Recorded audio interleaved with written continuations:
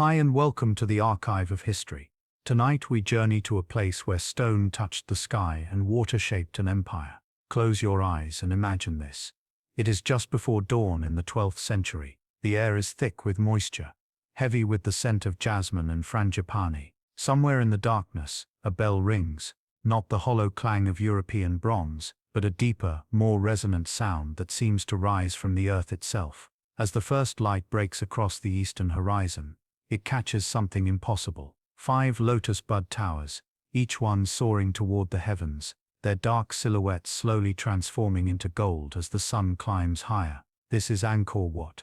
But tonight you will not see it as it appears in photographs, strangled by roots and worn by centuries. You will see it as it was meant to be seen, alive and magnificent, at the beating heart of the greatest empire Southeast Asia has ever known.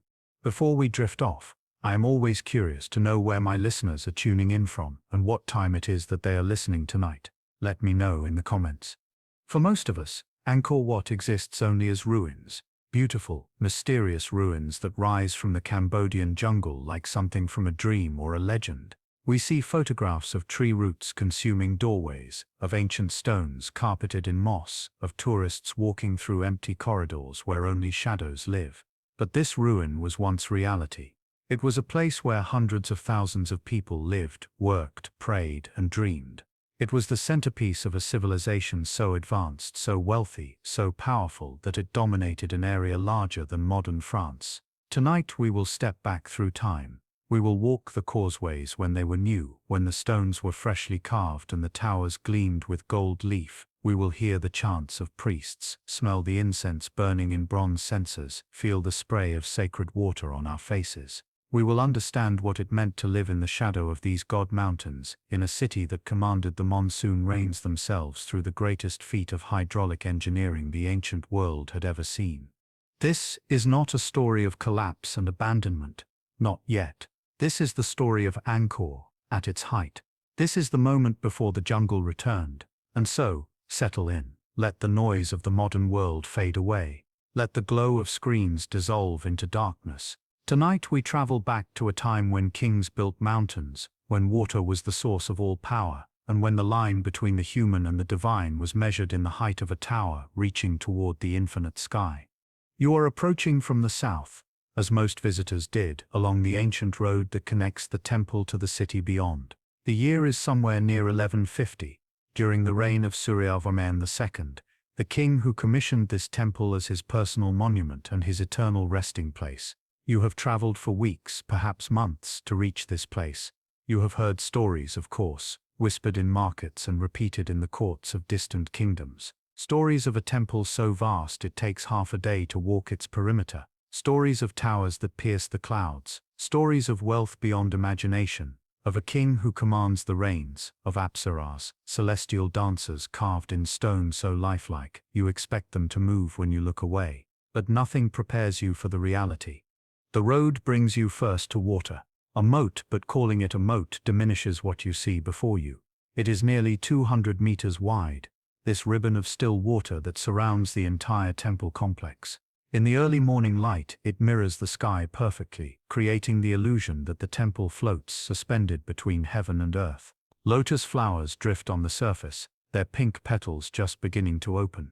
You can hear frogs calling from the reeds, and somewhere, the splash of a fish breaking the surface. The water is not merely decorative. It is sacred. It represents the cosmic ocean that surrounds Mount Meru, the center of the universe in Hindu cosmology. To cross this water is to leave the mortal world behind and enter the realm of the gods.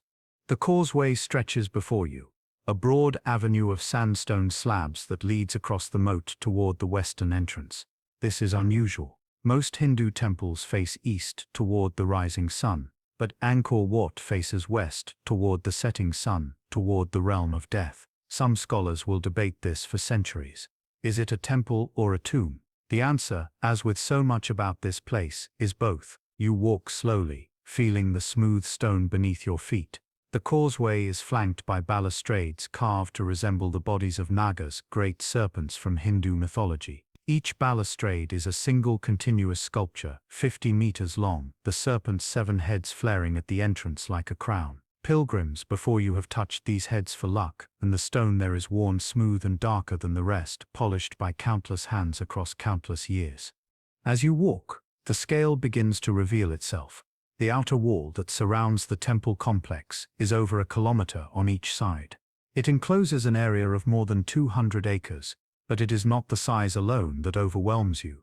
It is the precision. Every stone is cut and fitted with almost impossible accuracy. No mortar binds them. They hold together through weight and geometry alone, each block weighing several tons, each surface carved with the kind of attention you might expect in jewelry, not in a building large enough to hold a small city. The outer wall itself rises 12 meters high, its surface blank and imposing, punctuated at regular intervals by gopurahs, gateway towers that mark the cardinal directions. You pass through the western gopura, the main entrance, and the world changes. On the other side of that gateway, you enter the first courtyard, and for a moment you simply stop and stare. The central temple rises before you in 3 receding tiers, each level smaller than the one below, creating the impression of a mountain rising toward the sky. At the summit, the 5 towers, 4 at the corners, 1 in the center, all of them shaped like lotus buds about to bloom. The central tower soars 65 meters above the ground, and from this angle it seems to touch the clouds themselves. But it is not just stone you are looking at. In this moment, in the 12th century, before time and weather have stripped away the surface, the towers are covered in gold leaf. They gleam in the morning sun like flames, like offerings, like the tips of divine fingers reaching up from earth to touch the hand of God. The courtyard is not empty. Priests move along the covered galleries that frame the space, their orange robes vivid against the grey stone. You can hear chanting, a low rhythmic sound that seems to come from the stone itself. Somewhere, a gong sounds. The air is filled with the scent of burning incense, sandalwood and camphor, mixing with the humid morning air. You see other pilgrims, some prostrating themselves on the stones, some walking slowly with hands pressed together in prayer. There are monks with shaved heads and alms bowls. There are servants carrying offerings, trays of fruit and flowers and rice. There are dancers preparing for a ceremony, their gold jewelry catching the light as they move through their stretches and warm-ups in one of the covered corridors. You walk across the courtyard, toward the first level of the temple proper. The stones beneath your feet are worn smooth by traffic, but not as worn as they will become. The edges are still sharp, the carvings still crisp. As you climb the first set of stairs, you notice something that will appear again and again throughout this place. The stairs are steep, deliberately uncomfortably steep. This is not an accident of design. The steepness is intentional, a reminder that ascending to the realm of the gods requires effort, requires humility. You must bow your head, watch your feet, climb carefully. This is not a place you can rush through. Every step is a meditation. The first level is surrounded by a covered gallery, its ceiling supported by rows of columns. But your eyes are not on the architecture. They are on the walls. Every surface, every single meter of wall space in these galleries is carved. These are the bas-reliefs, and they are perhaps the most extraordinary art you have ever seen. The carvings are not random decorations. They are stories, epic stories, drawn from Hindu mythology, from the Ramayana and the Mahabharata, from the life of Krishna and the battles of the gods. The detail is staggering. Armies of thousands march across the stone. You can see individual faces, individual weapons, individual expressions of courage or fear or determination. You see elephants in full battle armor, their trunks raised in trumpeting calls. You see apsaras, celestial dancers, their bodies frozen in mid-movement, hips cocked, hands raised in graceful mudras, their jewelry and headdresses carved with such delicacy that you can count the individual links in their chains. But these carvings are not the grey stone you see in modern photographs. In your time in the 12th century, they are painted reds and golds, blues and greens, bringing the scenes to life with a vibrancy that makes them seem almost to move in the flickering light of oil lamps and torches. Some surfaces are gilded. Some of the most important figures, the gods and the king himself depicted as a god, shine with actual gold. The gallery is dim, lit only by natural light, filtering through doorways and windows, and in that dimness, the painted carvings seem to glow with their own inner light. You could spend days in these galleries reading the stories carved into stone and still not see everything. You continue upward, climbing to the second level, then the third. Each level is smaller, more sacred, more restricted. By the time you reach the third level, you are among the towers themselves, standing at the base of the central sanctuary. This is the holiest space in the entire complex, the summit of the stone mountain. If you are not a priest, not royalty, you may not be allowed here. But let us imagine you have permission, that you have made the climb and passed through the necessary rituals of purification. You stand now in the central tower, and you look up. The chamber soars above you, disappearing into shadow. There is a statue here, or there will be, a representation of Vishnu, the god to whom this entire temple is dedicated. But in this moment, what strikes you most is not the statue. It is the sense of being inside a mountain, inside something that was built to last forever, to stand as proof that human ambition, when aligned with divine will, can create something that transcends time itself. To understand Angkor Wat in its living moment, you must understand that it is not a museum. It is not a monument to visit and leave. It is a functioning center of religious life, a place where the spiritual and the practical intertwine in ways that define the rhythm of days and seasons. As dawn breaks fully, the temple comes alive with activity that has little to do with tourism or preservation, concepts that do not yet exist. This is a place of work, of ritual, of constant human presence. The monks rise before the sun. They have quarters in the outer courtyards, simple wooden structures built against the stone galleries, structures that will rot away in the centuries to come, leaving no trace. But now they stand solid, their palm thatch roofs rustling in the morning breeze. The monks file out in their saffron robes, carrying alms bowls, heading into the city beyond the temple walls to collect their daily food. They walk barefoot on the stone, their footsteps silent, their faces composed in meditation. This is their morning routine, unchanged for generations, a rhythm as reliable as the sunrise itself. In the inner sanctuaries, the Brahmin priests are already at work. They are the keepers of the sacred fire, the intermediaries between the human and divine realms. They perform ablutions in the sacred pools, washing themselves in water that has been blessed and sanctified. They change into ceremonial clothing, white cotton dosha wraps and sacred threads draped across their chests. They enter the inner chambers where the statues of the gods reside, and they perform the morning rituals. They wake the gods with chanting, with the ringing of bells, with offerings of flowers and incense. They bathe the statues, anoint them with oils and pastes, dress them in fresh cloth, offer them food and water. These are not mere statues to the priests. They are living embodiments of divine presence, and they must be cared for as one would care for an honored guest. The apsara dancers are preparing as well. These are not celestial beings, despite their name. They are human women.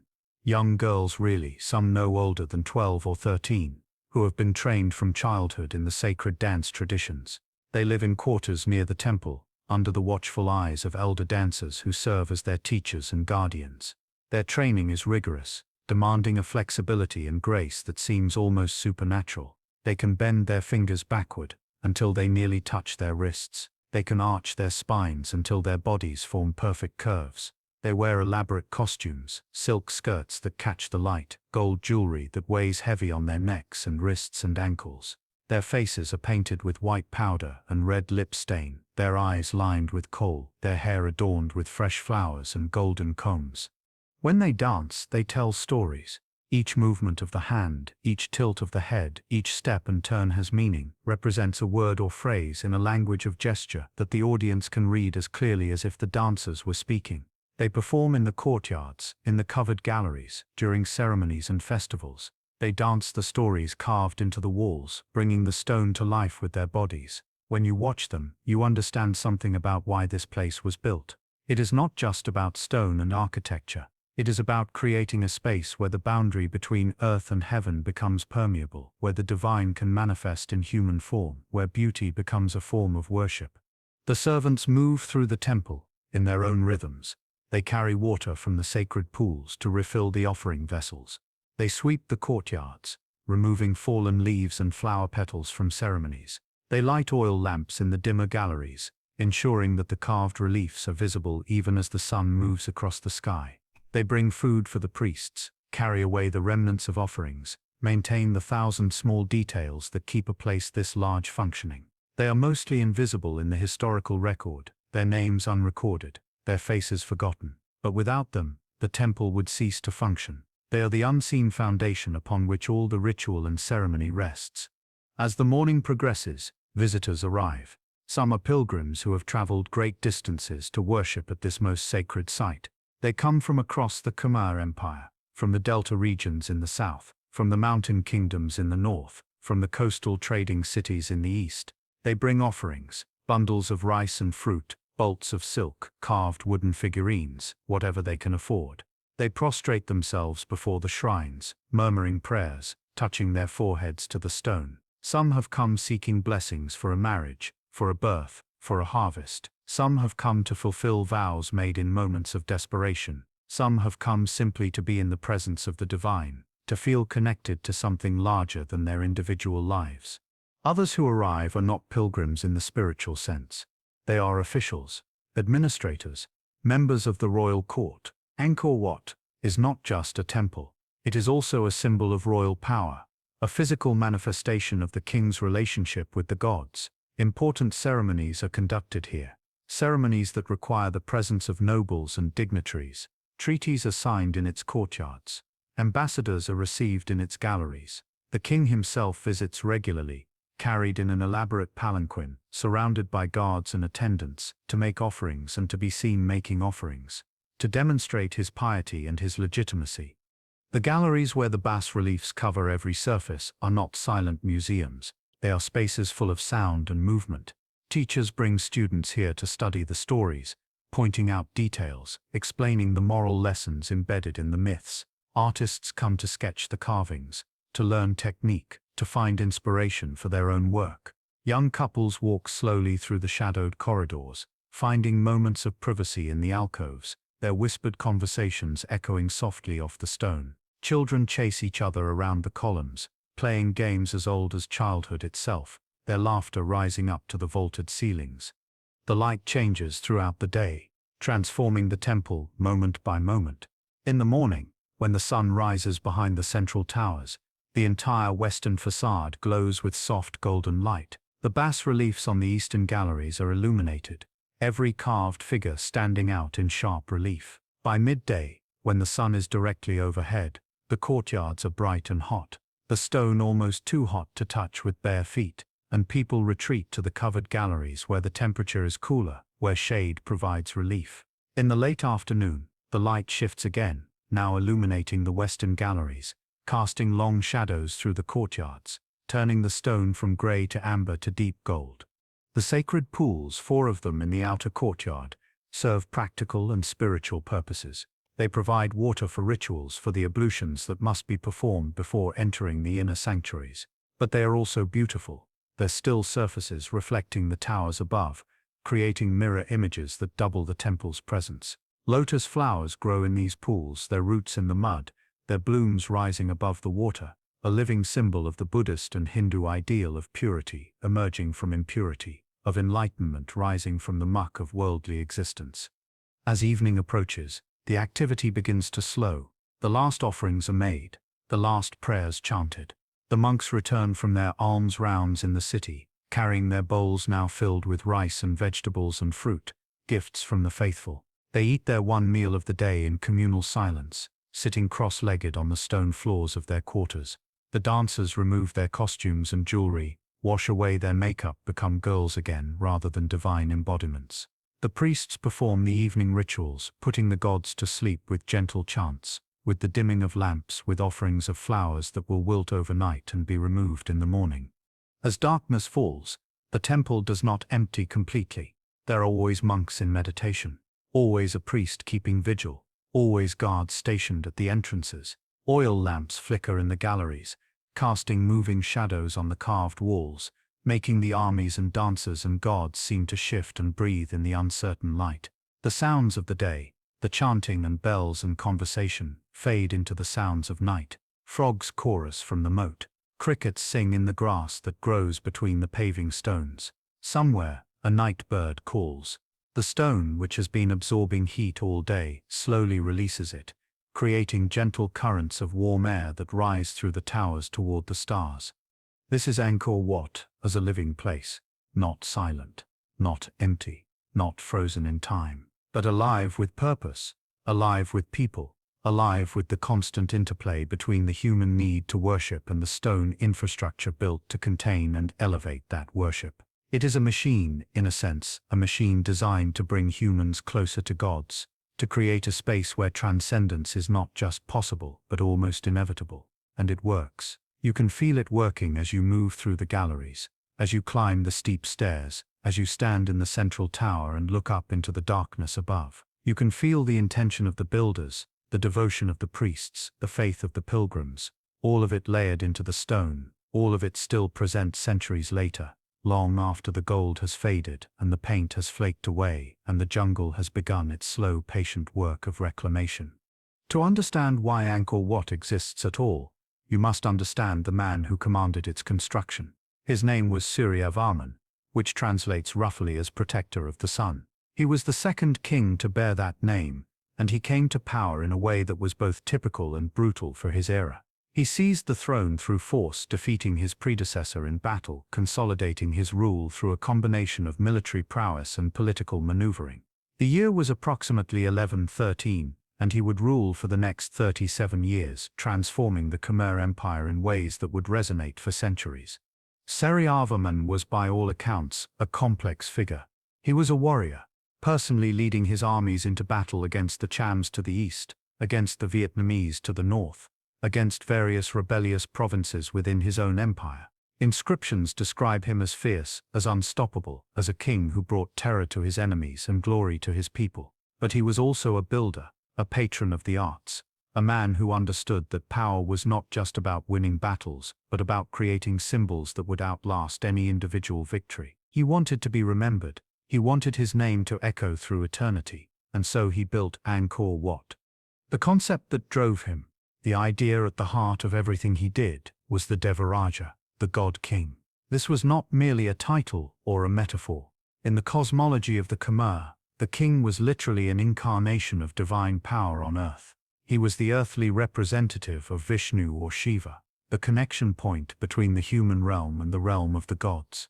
When he died, he would return to the divine realm, but while he lived, he was the axis around which the entire universe turned. This was not unique to the Khmer. Similar concepts existed across much of Southeast Asia and beyond, but the Khmer took it to an extreme, building monuments of such scale and ambition that they became, quite literally, mountains dedicated to the glory of the god-king. Angkor Wat was Suryavarman's personal mountain. It was dedicated to Vishnu, the preserver, the god who maintains cosmic order, who descends to earth in various avatars to restore balance when chaos threatens.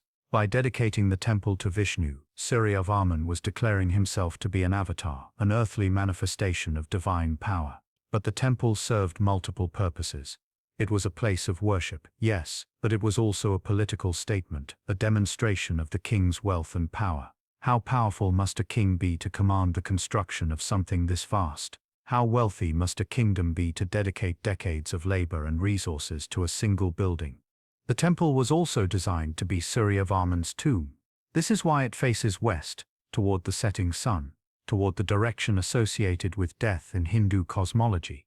When Suryavarman died, he would be buried within the central tower, his body ascending toward the heavens, his spirit returning to merge with Vishnu. The entire temple, in this reading, is a device for facilitating that return, a ladder built of stone and faith and human labor, reaching from earth to sky. The logistics of building Angkor Wat defy easy comprehension. Modern estimates suggest that it required approximately 5 million tons of sandstone. That stone came from quarries at Phnom Kulen, a mountain approximately 50 kilometers northeast of Angkor. The sandstone was cut into blocks, each weighing anywhere from several hundred kilograms to multiple tons. These blocks then had to be transported from the quarry to the construction site. There were no wheeled vehicles capable of handling such weight. Instead, the blocks were loaded onto rafts and floated down the Siem Reap River during the monsoon season, when the water levels were high enough to support transport. From the river they were hauled overland to the construction site using elephants, wooden rollers, ropes made from twisted fibers, and the muscle power of thousands of workers. The workforce required for this project was enormous. Inscriptions and extrapolations from later Chinese accounts suggest that the construction employed somewhere between 30,000 and 300,000 workers at various stages. The truth is probably somewhere in the middle of that range. But even at the conservative end, we are talking about a massive mobilization of labor. These were not slaves in the chattel sense. The Khmer system relied more on causeway labor, a form of taxation where peasants owed the king a certain number of days of work per year. During those days they would leave their farms and travel to the capital to work on royal projects, including temple construction. The workers included everyone from unskilled laborers hauling stone and mixing mortar substitutes to highly skilled stone carvers, architects, and engineers. The precision required to cut stones that fit together without mortar. The mathematical calculations needed to ensure the structure remained stable. The artistic skill required to carve the bas-reliefs. All of this required a level of expertise that could only come from generations of accumulated knowledge and training. The Khmer had been building temples for centuries before Angkor Wat. Each previous temple had taught them something, had refined their techniques, had pushed their capabilities a little further. Angkor Wat represents the culmination of that evolution, the moment when all that accumulated knowledge came together to create something unprecedented. The construction took approximately 35 years. This means it was still being built when Suryavarman died, which raises interesting questions about whether he ever saw it completed. The central tower may have been finished, but some of the outer galleries, some of the bas-reliefs were likely still under construction when he passed. Subsequent kings continued the work, but with less enthusiasm, less vision. They added their own touches, but the core design, the fundamental architecture, that was all Suryavarman's. The architectural vision behind Angkor Wat is rooted in Hindu cosmology, specifically in the concept of Mount Meru, the cosmic mountain that stands at the center of the universe. In Hindu mythology, Mount Meru is surrounded by oceans and continents arranged in concentric circles. It is home to the gods, the axis mundi, the point where heaven and earth connect. Angkor Wat is a physical recreation of Mount Meru. The central tower represents the mountain's peak. The surrounding towers represent subsidiary peaks. The galleries and walls represent the mountain ranges that surround Meru. The moat represents the cosmic ocean. To walk through Angkor Wat is to symbolically journey to the center of the universe, to climb from the earthly realm to the divine. But the temple is also a solar calendar. The alignments are not accidental. On the spring equinox, the sun rises directly behind the central tower when viewed from the western entrance, creating a perfect silhouette, a crown of light. Other alignments mark the solstices and other significant dates in the Hindu calendar. The temple is in essence a massive sundial, a way of marking the passage of time, of connecting human time with cosmic time, of demonstrating that the king who built this place understands and controls the fundamental rhythms of the universe. Suryavarman understood something profound about power. He understood that physical force, military might, the ability to win battles, these were important, but they were not enough. True power, lasting power, came from controlling the narratives, from creating symbols that would outlive any individual reign. Angkor Wat was such a symbol. It declared in stone that would last millennia, that the Khmer Empire was the center of the world, that its king was divine, that its civilization was capable of feats that bordered on the miraculous. Even today, even after centuries of abandonment and rediscovery, even after the empire that built it has long since fallen, Angkor Wat still makes that declaration.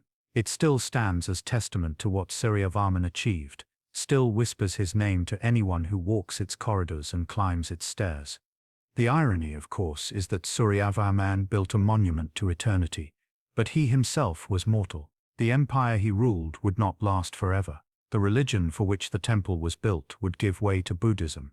The capital would move. The jungle would return. But the temple, the stones carefully cut and precisely fitted, the towers reaching toward the sky, those would endure. They would outlast empires, outlast religions, outlast memory itself. In building Angkor Wat, Suryavarman achieved a kind of immortality, though perhaps not the kind he imagined. He is remembered not as a god, not as an avatar of Vishnu, but as a man who built something so ambitious, so beautiful, so impossible, that it still takes our breath away nearly 1,000 years later.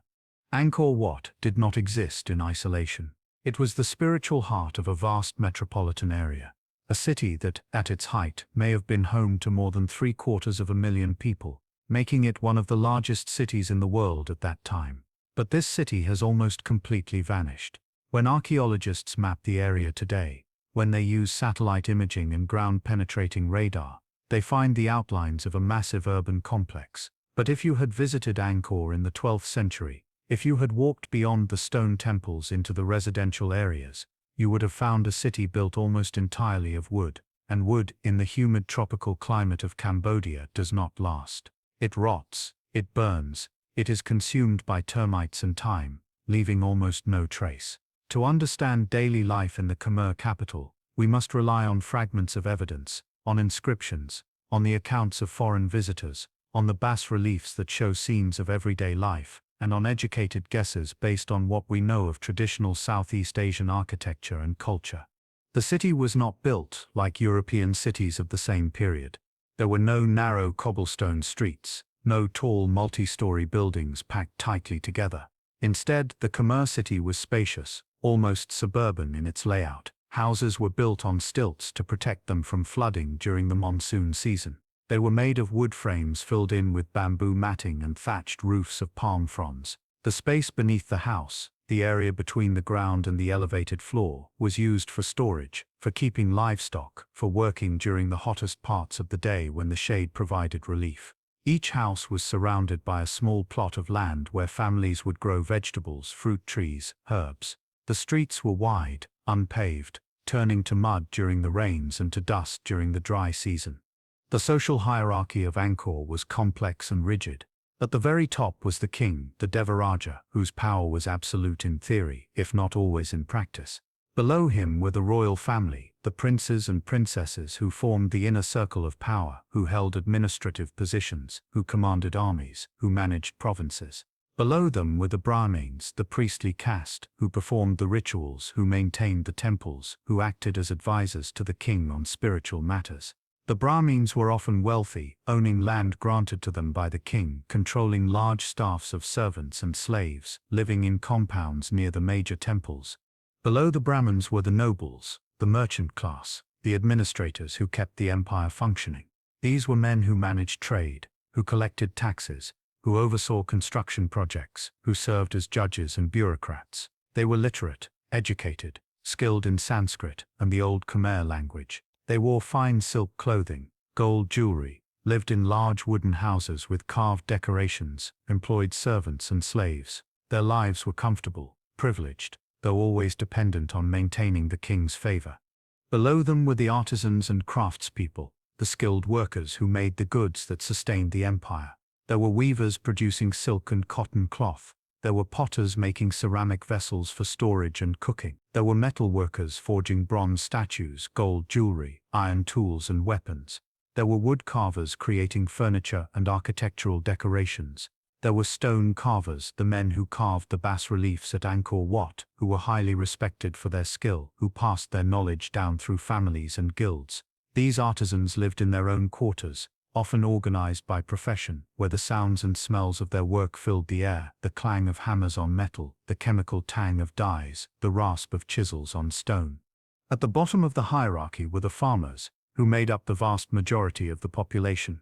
They lived in the countryside surrounding the capital, in small villages scattered across the rice fields. They grew the rice that fed everyone else, that generated the surplus that allowed the king to build temples and wage wars. Their lives were hard, dictated by the seasons, by the success or failure of the monsoons. They owed labor to the king, taxes in the form of rice and goods, and they had little control over their own destinies. Below even the farmers were slaves, though slavery in the Khmer Empire was not the same as in other cultures. Slaves could be debt slaves, people who had sold themselves or been sold by family to pay off debts. They could be war captives, people conquered in the empire's various military campaigns. They could be criminals sentenced to servitude. Some slaves had relatively comfortable positions as domestic servants in wealthy households. Others labored in the fields or on construction projects, their lives brutal and short. What people ate depended greatly on their social position. Rice was the staple for everyone, but the quality and quantity varied. The wealthy ate white rice, polished and pure, served with elaborate curries made from coconut milk. flavored with spices imported from India, accompanied by fish from the Tundal Sap Lake, meat from chickens and pigs and cattle, vegetables from gardens, fruits like mangoes and bananas and jackfruit. They ate from bronze dishes, drank from ceramic cups, enjoyed betel nut as a stimulant and social practice. The poor ate brown rice, unpolished, supplemented with fish paste, dried fish, whatever vegetables they could grow or gather, occasionally meat from festivals or special occasions. They ate from leaves, drank from coconut shells, and hunger was a constant companion during the dry season when food stores ran low. Clothing also signaled status. The king and the royal family wore silk embroidered with gold thread, dyed in rich colors like purple and red and deep blue. They wore elaborate jewelry, gold chains and bracelets and anklets, rings set with precious stones, earrings so large and heavy they stretched the earlobes. The nobles and merchants wore silk as well, though less elaborate, in simpler designs and colors. The commoners wore cotton, plain and undyed, a simple wrap around the waist and sometimes a cloth draped over the shoulders. Slaves wore the simplest garments, often just a loincloth, their bodies marked by the sun and their labor. The city was crisscrossed by canals. Water was everywhere, not just the moat around Angkor Wat, but a vast network of waterways that served as transportation routes, as sources of water for household use, as defenses against attack. People traveled by boat, wooden dugout canoes or larger barges, paddling through the canals to reach markets, temples, government offices. The markets were loud, chaotic, colorful affairs. Vendors sat on the ground with their goods spread on mats before them, vegetables and fruits, fish fresh and dried, pottery and baskets, cloth and rope, tools and weapons. There was no currency in the modern sense. Trade was conducted through barter or through standardized units of value like measures of rice or pieces of silk. People haggled, shouted, gossiped, exchanged news along with goods. Religion permeated every aspect of daily life. Household shrines were common. Small altars where families made daily offerings to ancestors and local spirits. Larger community shrines dotted the neighborhoods, places where people gathered for festivals and ceremonies. The major temples like Angkor Wat were not just for royalty. Common people could and did visit, though they were restricted to the outer courtyards, not allowed into the inner sanctuaries. Religious festivals marked the calendar, times when work stopped and communities came together to celebrate, to make offerings, to watch dances and processions. The most important of these was the New Year, celebrated in April when the dry season ended and the rains were about to begin, a time of renewal and hope. The monsoon cycle governed everything. The year was divided not into 4 seasons but into 2, the wet season and the dry season. The wet season began in May or June when the first rains arrived. Heavy downpours that could last for hours, that turned the city into a network of muddy streams and flooded streets. The rain was both blessing and curse. It was necessary for the rice crop, for refilling the reservoirs, for sustaining life, but it also brought disease, mosquitoes and cholera and dysentery, illnesses that killed thousands every year. The dry season began in November when the rain stopped and the sun blazed down day after day from a cloudless sky. The land dried out, the canals shrank. Dust filled the air. This was the season for war, when armies could march without being bogged down in mud, when dry roads and low rivers made movement easier. Life expectancy was short.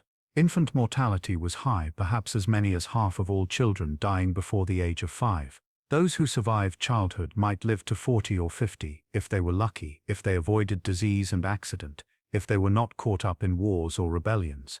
Women faced additional risks from childbirth, dying in alarming numbers from complications that would be easily treated in later centuries.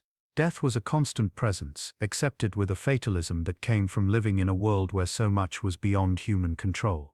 And yet amid all the hardship there was also beauty, celebration, joy. There were weddings and births, festivals and feasts, moments of laughter and love and connection. There was the satisfaction of a good harvest, the pride in a well-made pot or basket, the pleasure of a song sung in the evening, the comfort of family gathered together under a thatched roof while rain drummed overhead. The people of Angkor were not abstractions, not just laborers who built temples. They were fully human, with all the complexity that implies, living lives that were difficult and brief, but also filled with the same hopes and dreams and struggles that define human existence in any era. The true genius of the Khmer Empire The secret behind its wealth and power was not stone temples or skilled armies. It was water. To understand Angkor is to understand a civilization that mastered the manipulation of water on a scale unprecedented in the ancient world, that turned the unreliable violence of monsoon rains into the reliable foundation of an empire. This was a hydraulic civilization, and its engineering achievements rival anything built by the Romans or the Chinese, though they are less well known and less well understood even today. The challenge facing the Khmer was fundamental. Cambodia experiences one of the most extreme climate patterns on Earth. For half the year, from May to October, the monsoons dump torrential rains on the landscape, flooding the fields, swelling the rivers, turning the countryside into a vast swamp. The Tondel Sap Lake, the great inland sea at the heart of Cambodia, swells to more than 5 times its dry season size. The Mekong River backs up, reverses flow, becomes a raging torrent. This is the wet season, when water is everywhere, when it becomes the enemy, when people retreat to their stilted houses and wait for the floods to recede. Then, in November, the rains stop. Almost overnight, the landscape transforms. The sky clears. The sun blazes down with relentless intensity. The rivers shrink. The Tondel Sap recedes, leaving behind mudflats and stranded fish. The rice paddies, so recently flooded, begin to dry and crack. This is the dry season, and it lasts for 6 months, a time of heat and dust and thirst, when water becomes precious, when rivers become streams, and streams become trickles, and the land itself seems to gasp for relief. And then, in May, the rains return, and the cycle begins again. For a subsistence farmer, this cycle meant one thing: you could grow rice during the wet season, plant it when the rains came, harvest it before they stopped, and that single crop had to sustain you through the dry months until the next monsoon. This limited productivity, limited population growth, limited the possibility of generating the kind of surplus needed to support cities and temples and armies. But the Khmer engineers saw an opportunity. What if you could capture the monsoon rains, store them in massive reservoirs, and then release them gradually throughout the dry season? What if you could turn one rice harvest into 2 or even 3? What if you could create a system so reliable that you could support a population of hundreds of thousands in a single metropolitan area? The answer was the Bare. The word refers to a massive artificial reservoir, a human-made lake created by excavating earth and building enormous earthen dikes to contain the water. The Khmer built several of these, but the 2 largest were engineering marvels that still exist today, though they no longer function as their builders intended. The East Bare was constructed first, during the 9th and 10th centuries. It measured 8 kilometers long by 2 kilometers wide, could hold more than 50 million cubic meters of water. The West Bare, built later, was even larger, 8 kilometers by 2.5 kilometers, capable of holding 75 million cubic meters. To put this in perspective, these reservoirs were larger than many natural lakes, and they were entirely artificial, constructed with bronze tools and human muscle power. The construction of a Bare was a massive undertaking. First, the location had to be chosen carefully, on slightly elevated ground so that gravity could be used to distribute water through canals. Then, workers would dig out the interior, removing millions of cubic meters of earth, loading it onto baskets, and carrying it to the perimeter, where it would be used to build up the dikes. The dikes themselves were enormous, as high as a 2-story building in some places, as wide as a modern highway. They had to be strong enough to hold back the weight of all that water, sealed with clay to prevent leakage, planted with trees to prevent erosion. The construction took years, perhaps decades, employed thousands of workers during the dry season when agricultural labor demands were lower. Once constructed, the Bares were fed by a complex system of channels and canals that diverted water from rivers during the monsoon season. Sluice gates controlled the flow, massive wooden structures that could be opened or closed to regulate how much water entered the reservoir. During the wet season, the Bares would slowly fill, becoming vast inland seas surrounded by earthen walls, their surfaces glittering in the sun, home to fish and birds and lotus flowers. And then during the dry season, the gates would be opened gradually, releasing water into a network of distribution canals that fed the rice fields surrounding the capital. This system allowed for multiple rice harvests per year. The farmers could plant a wet season crop as normal. Then, instead of leaving their fields fallow during the dry season, they could plant again, irrigating from the canals, harvesting a second crop, sometimes even a third. This multiplied the productivity of the land, generated enormous food surpluses, allowed the population to grow to levels that would have been impossible with traditional single-crop agriculture. It freed up labor for other pursuits like temple construction and military service. It created wealth, and wealth created power. But the system required constant maintenance. The canals had to be dredged regularly to prevent them from filling with silt. The dikes had to be inspected and repaired after every monsoon, reinforced where water had caused erosion, sealed where leaks had appeared. The sluice gates had to be maintained, their wooden components replaced as they rotted. This required a sophisticated bureaucracy, administrators who understood hydrology and engineering, who could coordinate the labor of thousands of workers, who could plan years in advance. It required a stable government that could enforce the necessary labor contributions, that could punish those who damaged or neglected the infrastructure. The bars were not just functional. They were also beautiful sacred spaces that carried symbolic meaning. In Hindu cosmology, water represents the primordial ocean from which the universe emerged. The bars, like the moats around the temples, represented that cosmic ocean. Some bars had temples built in their centers, artificial islands reached by causeways, places where the king could perform rituals, where the connection between water and divine power was made explicit. The West Bar contained the Western Mebon, a temple complex built on an artificial island reached by boat or causeway depending on water levels. This temple was dedicated to Vishnu, the same god honored at Angkor Wat, and it served as a royal chapel, a place where the king could retreat from the heat of the palace, where he could meditate surrounded by water. Beyond the bars, there were countless smaller reservoirs, ponds dug by individual villagers to capture and store rainwater. There were irrigation canals running through the rice fields, their routes carefully planned to maximize coverage while minimizing the amount of digging required. There were drainage ditches to prevent flooding in residential areas, to carry excess water away from the city during the heaviest rains. The entire landscape was shaped by human hands, engineered to control water, to make it serve human purposes rather than the other way around. Modern archaeological research, using satellite imagery and ground surveys, has revealed the true extent of this hydraulic network. It covered hundreds of square kilometers, an intricate web of canals and reservoirs and channels that must have taken centuries to construct and maintain. Some scholars now argue that the hydraulic system was not just important to the Khmer Empire, but was the foundation of the empire, that without it, Angkor could never have existed, that the ability to control water was the source of all political power. This makes the eventual collapse of Angkor all the more poignant. The same system that enabled the empire's rise also contained the seeds of its fall.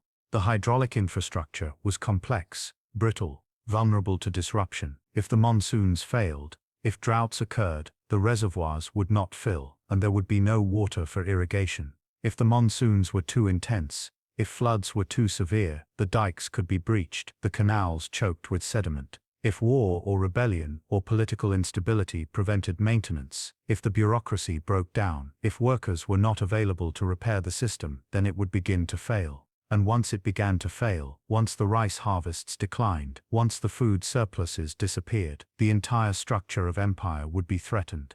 The hydraulic system that made Angkor possible also made it fragile, dependent on a level of organization and control that could not be maintained forever. But in the 12th century, at the height of the empire's power, none of that mattered. The system worked. The bars filled and emptied in their annual rhythm. The rice grew in abundance. The population thrived, and Suryavarman, standing at the summit of his stone mountain, could look out across his capital and see the proof of his power in every canal and reservoir, in every green field of rice, in the very water that made life possible in this place. He had mastered not just stone but water, and in doing so, he had created something that seemed, in that moment, eternal. Religion in the Khmer Empire was not a separate sphere of life, something you did on special occasions or in designated buildings. It was woven into every moment, every decision, every aspect of existence. To be Khmer was to live in a world where gods walked among humans, where the physical and spiritual realms overlapped constantly, where every mountain, every river, every tree might contain divine presence. This was a world where ritual mattered more than belief, where the correct performance of ceremonies maintained cosmic order, where the relationship between humans and gods was transactional, contractual, maintained through offerings and prayers and the construction of temples that served as dwelling places for the divine.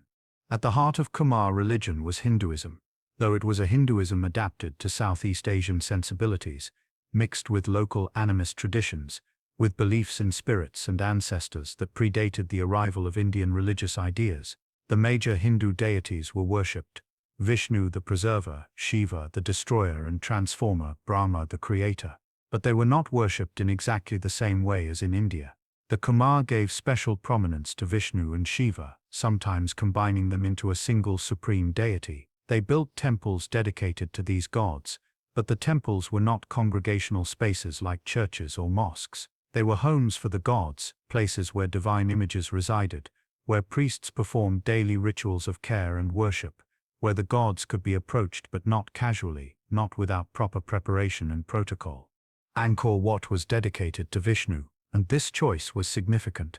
Vishnu is the god who maintains order, who intervenes when the universe is threatened by chaos. He has multiple avatars, forms he takes when descending to earth: Rama, Krishna, the fish, the tortoise, the boar. In dedicating Angkor Wat to Vishnu, Suryavarman was declaring himself to be Vishnu's representative on earth, perhaps even an avatar himself, the king who would maintain order, who would protect his people from chaos, who would preserve the Dharma, the cosmic law that governs all things.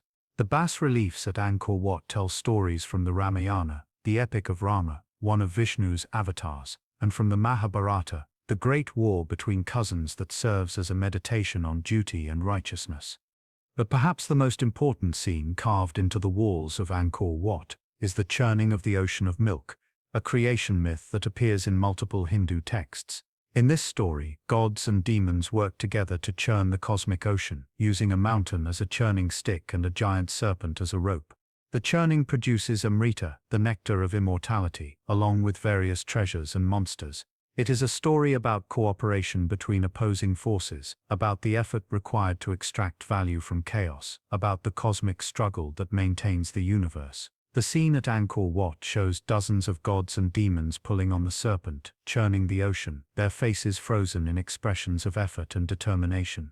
It is one of the most magnificent bas-reliefs ever carved, stretching for nearly 50 meters along the gallery wall, and pilgrims would have walked slowly past it, reading the story, understanding its implications for their own lives and their own duties.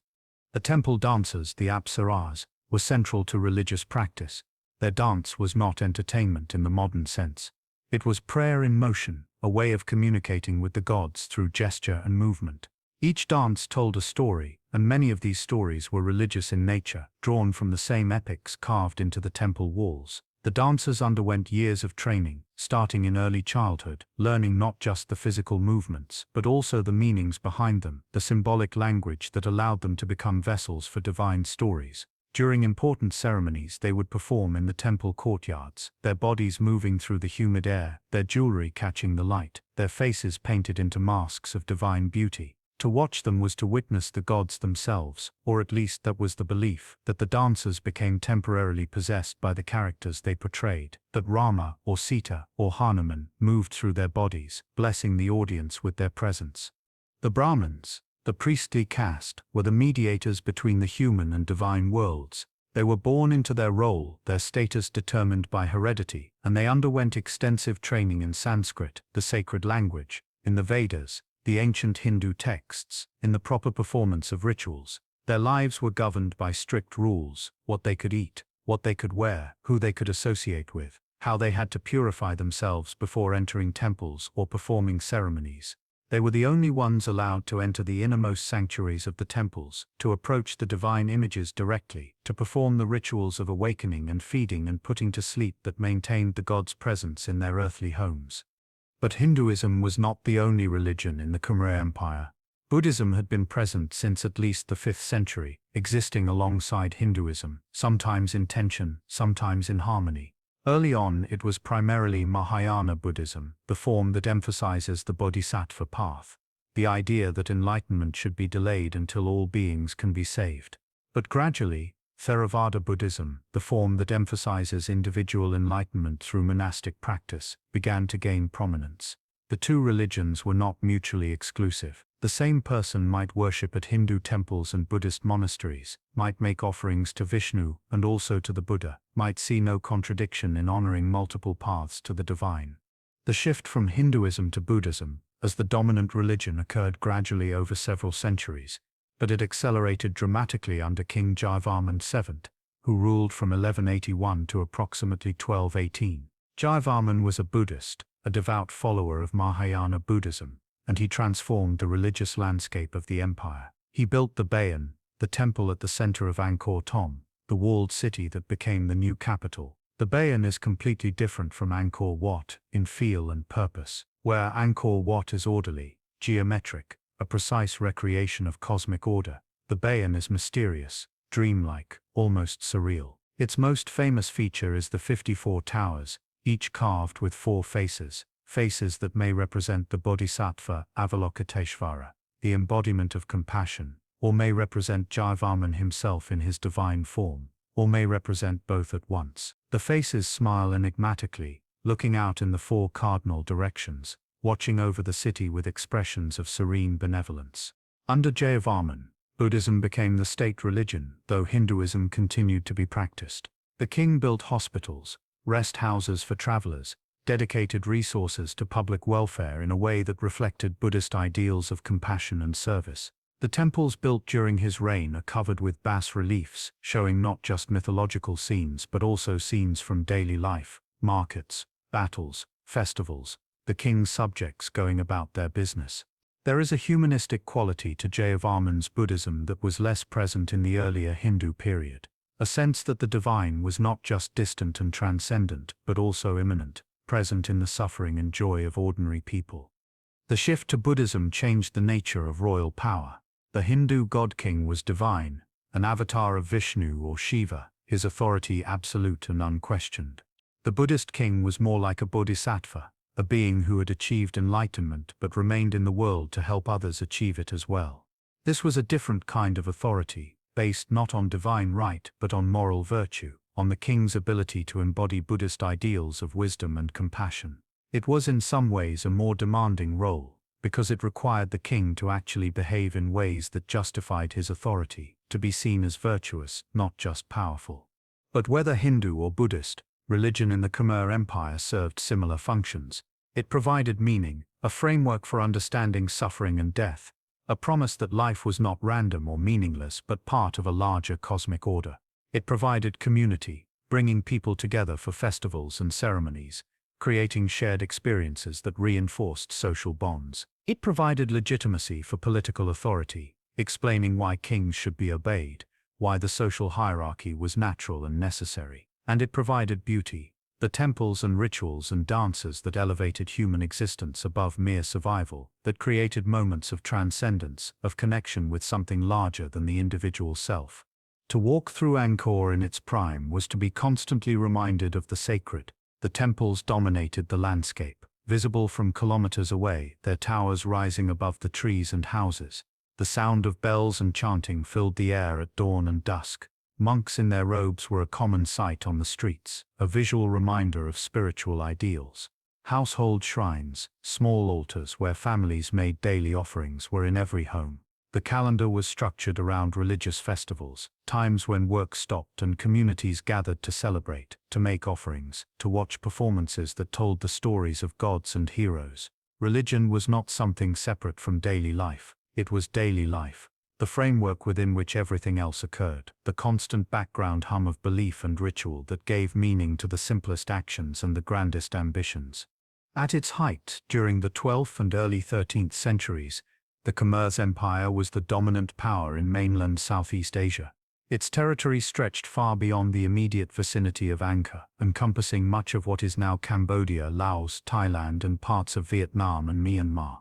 This was not a unified nation-state in the modern sense, not a single administrative unit with clear borders and centralized control. It was instead a loose confederation of vassal states, tributary kingdoms, and directly administered provinces, all acknowledging the supremacy of the king in Angkor, all paying tribute in the form of goods, labor, and military service, but retaining varying degrees of local autonomy. The empire's expansion was driven by military conquest, by the need to control trade routes, by the desire for resources and labor, and by the ideological imperative of the god-king to expand his domain, to bring more territory and more people under the umbrella of his divine authority. The Khmer armies were formidable, well-trained, well-equipped, organized in ways that gave them advantages over their neighbors. The core of the army was infantry, foot soldiers armed with spears and swords and shields, wearing leather armor, fighting in dense formations that could overwhelm less organized opponents.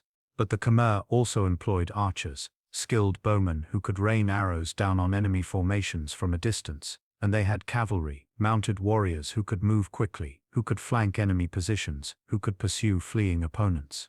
But the most distinctive and most feared component of the Khmer military was the elephant corps. War elephants were used across much of Asia, but the Khmer deployed them with particular effectiveness. An elephant is a living tank weighing several tons, capable of trampling through enemy lines, creating panic and chaos simply through its size and power. The elephants were trained from birth for war, taught to respond to commands from their mahouts, the specialized trainers who rode on their necks and directed their movements. The elephants wore armor, leather, or sometimes metal plates protecting their heads and flanks. On their backs were howdahs, platforms where archers could stand and fire down at enemy soldiers. A charging line of war elephants, trumpeting and thundering across a battlefield, was a terrifying sight, and many battles were decided in the moments before the elephants reached enemy lines, when opposing soldiers simply broke and ran rather than face the oncoming beasts. The Khmer fought numerous wars during this period. To the east, they were in constant conflict with the Cham, a kingdom based in what is now central Vietnam. The Cham were also a powerful maritime state, skilled sailors and traders, and the rivalry between the two kingdoms was intense and long-lasting. The wars were brutal, involving large-scale invasions, the sacking of cities, the taking of prisoners who would be brought back to Angkor as slaves. Inscriptions describe Khmer victories in glowing terms, praising the king's courage and military genius. They described the taking of Cham treasures, the capture of Cham royalty, the humiliation of enemy gods, whose statues were carried back to Angkor as trophies. To the west and north, the Khmer expanded into the territories of the Mun and Thai peoples, conquering cities, establishing garrisons, extracting tribute. This expansion brought the empire into contact with new cultures, new goods, new ideas. It also stretched the empire's resources, requiring the maintenance of long supply lines, the garrisoning of distant fortresses, the constant vigilance against rebellion or reconquest. The empire was always in a state of low-level warfare, always engaged in campaigns to suppress rebellions, to punish vassals who had withheld tribute, to push the borders outward another few kilometers. Trade was as important as military conquest in building the empire's wealth and influence. The Khmer controlled key trade routes between China and India, between the maritime world of the South China Sea and the mainland kingdoms of Southeast Asia. Chinese merchants came to Khmer ports, bringing ceramics, silk, metalwork, and taking away exotic goods like rhinoceros horn, ivory, aromatic woods, and spices. Indian merchants brought textiles, gems, religious texts, and spiritual ideas. The Khmer acted as middlemen, taxing trade, controlling the flow of goods, growing wealthy on the exchange. The capital itself was a cosmopolitan place, home to merchants and diplomats from across Asia. There were Chinese quarters, Indian quarters, areas where foreign merchants lived and traded, bringing their languages and customs and gods with them. The Khmer were pragmatic about this diversity. They saw the economic benefits of welcoming foreign traders, of creating a reputation as a safe and prosperous place to do business. But they also maintained strict control, taxing heavily, regulating markets, ensuring that foreign influence never threatened the core structures of Khmer society and religion. Art and culture flourished during this period. The bas-reliefs at Angkor Wat are the most famous examples, but they are just one expression of a broader cultural efflorescence. The Khmer were master sculptors, creating bronze statues of gods and kings with a grace and realism that still astonishes viewers today. They were skilled architects, developing a distinctive style that combined Indian influences with local innovations, creating buildings that were both functional and beautiful. They were poets and dancers and musicians, creating works that, while largely lost to us now because they were not written down or because the manuscripts have not survived, were clearly sophisticated and valued in their time. The royal court was a center of cultural patronage. Kings like Suryavarman and Jayavarman supported artists and scholars, commissioning works, sponsoring religious institutions, creating an environment where creative and intellectual work could flourish. The kings themselves were often scholars, educated in Sanskrit and the classical texts, capable of reading and writing, of engaging in philosophical and theological debates. This was not just vanity or decoration. In the Khmer worldview, a truly great king was not just a warrior or administrator, but also a patron of learning and culture, someone who elevated the spiritual and artistic life of his kingdom, who created beauty as well as order. But the empire's very success contained the seeds of future problems. The constant warfare, while bringing in plunder and prisoners, also drained resources, cost lives, created resentments among conquered peoples who waited for opportunities to rebel. The massive building projects, while demonstrating the king's power and piety, required enormous investments of labor and materials, investments that had to be justified by continued success and prosperity. The hydraulic system, while enabling the agricultural surplus that supported everything else, was complex and fragile, requiring constant maintenance and attention. The empire was like a machine running at maximum capacity, efficient and powerful, but vulnerable to any disruption, any failure of any component. And there were disruptions, even during the height of imperial power. Droughts occurred, years when the monsoons failed or were weak, when the barrays did not fill, when rice harvest declined. Floods occurred, years when the monsoons were too strong, when rivers overflowed, when dikes were breached and canals filled with sediment. Rebellions flared in distant provinces, requiring military campaigns to suppress. Rival kingdoms probed for weaknesses, launching raids, testing the empire's ability to respond. Each crisis was managed, each problem solved, but each also took a toll, weakened the system slightly, created new vulnerabilities. In the 12th century, these problems were still manageable. The empire was strong, wealthy, confident. Suryavarman and Jayavarman and the other great kings of this period successfully navigated the challenges, maintained control, kept the machine running. They built temples and fought wars, and managed the hydraulic system, and patronized the arts, and for their subjects, life was, if not easy, at least stable, predictable, governed by rhythms and rituals that had been established over centuries. To be Khmer in this era was to be part of something grand, to live in the shadow of achievements that seemed almost superhuman, to walk past temples that appeared to have been built by gods rather than humans, to know that your kingdom was the greatest power in the known world. But empires, no matter how powerful, no matter how permanent they seem in their moment of glory, do not last forever. The decline of the Khmer Empire was not sudden, not a single catastrophic collapse, but a slow erosion. A gradual weakening over the course of 2 centuries, from the mid-13th century to the 15th century. To understand what happened, we must look at multiple factors, each one contributing to the overall decline, each one feeding into the others, creating a cascade of problems that eventually overwhelmed the empire's ability to adapt and survive. The first and perhaps most fundamental problem was overextension.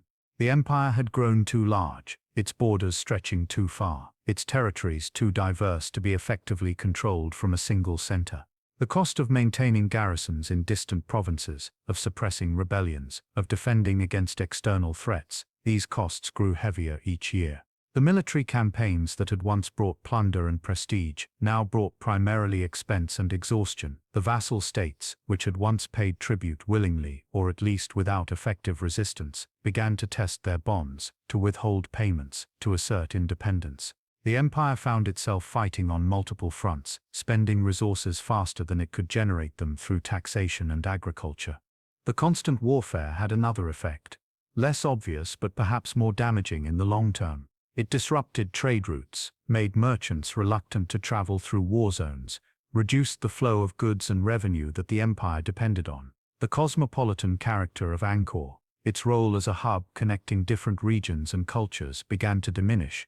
Foreign merchants went elsewhere, finding safer routes, and the wealth that had flowed into the capital began to slow to a trickle. The hydraulic system, the foundation of the empire's agricultural prosperity, began to fail. This failure was not sudden but incremental, the result of inadequate maintenance, of neglect that accumulated over decades. The canals filled with silt, reducing their capacity, requiring more frequent dredging. But the labor to perform that dredging was increasingly difficult to mobilize as the empire's control weakened, as local authorities hoarded resources, as the central bureaucracy lost its ability to coordinate large-scale projects. The dikes around the barrays developed cracks and leaks, and the repairs were delayed or done poorly, leading to failures during the heaviest monsoons. When a dike failed, when a section collapsed under the pressure of rising water, the results were catastrophic: floods that destroyed rice fields, that washed away homes, that drowned people and livestock. Each failure required repairs, but the repairs became harder to organize and fund, and some failures simply were not repaired at all, leaving sections of the irrigation network permanently damaged. The climate itself turned against the empire. Modern climate research, using tree ring data and other paleoclimatic evidence, has revealed that the 14th and 15th centuries in Southeast Asia were marked by unusual climate variability. There were megadroughts, periods of several years when the monsoons failed or were severely weakened, when the rains simply did not come. During these droughts, the borees could not fill, the irrigation canals ran dry, and the rice harvests failed completely. Famine spread through the population. People died by the thousands, weakened by hunger, susceptible to disease, unable to work or fight. And then, in a cruel reversal, the droughts would be followed by years of exceptionally heavy monsoons, of floods even more severe than usual, of rains that lasted longer and fell harder, overwhelming the already weakened hydraulic system, destroying what little agricultural productivity had survived the droughts. The empire's agricultural base, which had supported a population of hundreds of thousands, began to collapse. People could no longer rely on multiple rice harvests per year. In many areas they were lucky to get one harvest, and in bad years they got none. The surplus that had supported the cities, the temples, the armies, that surplus disappeared, and without it, the entire structure of empire began to crumble. The king could not pay his soldiers, could not mobilize labor for construction or maintenance, could not patronize artists and priests. The population began to decline, through starvation, through disease, through emigration, as people left the capital to seek better opportunities or simply to survive. The shift from Hinduism to Buddhism, while not a cause of decline in itself, may have contributed in subtle ways. The Hindu concept of the god-king, of the ruler as a divine avatar, whose authority was absolute, provided a strong ideological foundation for centralized power and large-scale projects. The king could command labor and resources for temple construction, because he was building homes for the gods, because to disobey the king was to disobey the divine order itself. Buddhism, especially Theravada Buddhism, which became increasingly dominant, had a different emphasis. It valued individual spiritual practice over grand collective projects. It encouraged modesty and compassion over displays of power and wealth. A Buddhist king was supposed to be virtuous, to care for his subjects' welfare, to avoid excessive violence and exploitation. These are admirable values, but they were not necessarily conducive to the kind of ruthless resource extraction and labor mobilization required to maintain an empire on the scale of Angkor. Under Buddhist influence, the great age of temple construction ended. After Suryavarman II, no king built anything comparable to Angkor Wat or the Bayon. Resources that once would have been devoted to carving mountains of stone were instead directed toward smaller projects, toward monasteries and charitable works. This was in many ways a more humane use of resources, but it also meant that the kings lost one of their primary tools for demonstrating power and legitimacy. The temples had been visible proof of the king's ability to command vast resources, to accomplish the seemingly impossible. Without new temples, without those constant reminders of royal power, the king's authority seemed less impressive, less divine, more human, and therefore more vulnerable to challenge. From the west, a new threat emerged. The Thai kingdoms, which had been vassals or minor players during the height of Khmer power, began to grow stronger, more unified, more aggressive. They pushed eastward, conquering territory that had been under Khmer control, establishing their own capitals, their own trade networks. The most important of these was the Kingdom of Ayutthaya, founded in 1351, which would become the dominant power in the region. The Ayutthaya were militarily formidable, employing tactics and technologies similar to the Khmer, but with the advantage of a more compact territory, shorter supply lines, and a population not yet weakened by the climate crises and systemic failures affecting Angkor. The conflicts between the Khmer and the Thais escalated over the course of the 14th century. There were raids and counter-raids, battles and sieges, periods of open warfare alternating with uneasy truces. The Khmer won some of these conflicts, pushed the Thais back temporarily, but they were fighting a losing battle against an enemy that was growing stronger while they themselves were growing weaker. Each Thai incursion penetrated deeper into Khmer territory, captured more cities, extracted more tribute. The Khmer capital itself, once invulnerable, protected by its hydraulic moats and its sheer distance from any potential enemy, was now within striking distance of Thai armies. The final blow came in 1431. A Thai army from Ayutthaya, led by King Boromarakathirat II, marched on Angkor. The Khmer forces, weakened by decades of decline, could not mount an effective defense. The city was besieged, and after holding out for 7 months, it fell. The Thais sacked Angkor, looting its treasures, taking prisoners back to Ayutthaya, destroying what they could not carry away. The Khmer king and what remained of his court fled southward, toward the coast, abandoning the city that had been the center of Khmer civilization for 6 centuries. But even this was not quite the end. The sack of Angkor was traumatic, catastrophic, but the city was not completely abandoned. Some population remained, attempting to maintain the temples, to continue religious practices, to preserve what they could of the old ways.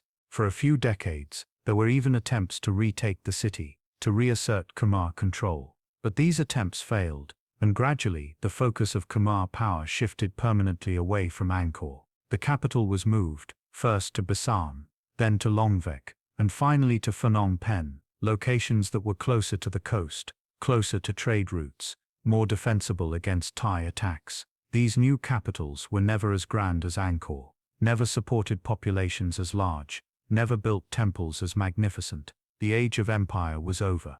The abandonment of Angkor was not a single moment, not a dramatic evacuation where the last resident locked the gates and walked away.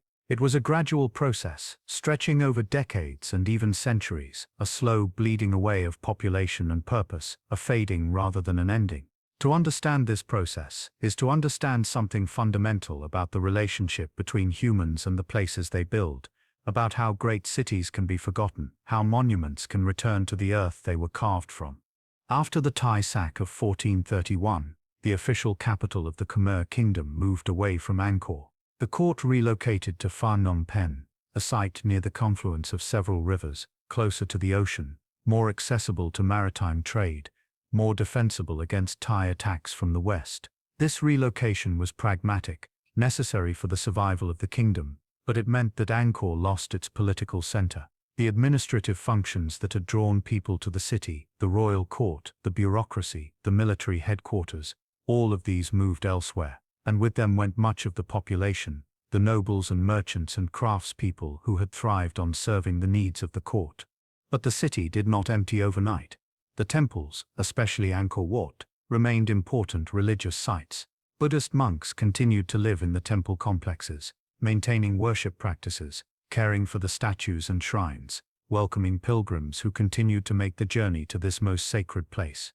Angkor Wat itself, because it was now dedicated to Theravada Buddhism rather than Hinduism, remained an active monastery. Inscriptions from the 16th and 17th centuries, carved into the temple walls by pilgrims, show that worship continued, that people still came here seeking merit, seeking blessings, seeking connection with the divine. The surrounding city, the wooden structures that had housed hundreds of thousands of people, began to decay. Wood, in the humid tropical climate, rots quickly. Termites consume it. Fungi break it down. Within a generation, a wooden building that is not actively maintained will collapse. Within 2 generations, it will be little more than a pile of rotting timber, difficult to distinguish from the surrounding vegetation. The houses on stilts, the markets, the workshops, the palaces, all of these slowly disappeared. The canals, no longer maintained, filled with sediment, became stagnant ponds, then grassy depressions, then were covered completely by new growth. The streets, unpaved dirt roads, were overgrown by grass, then bushes, then trees.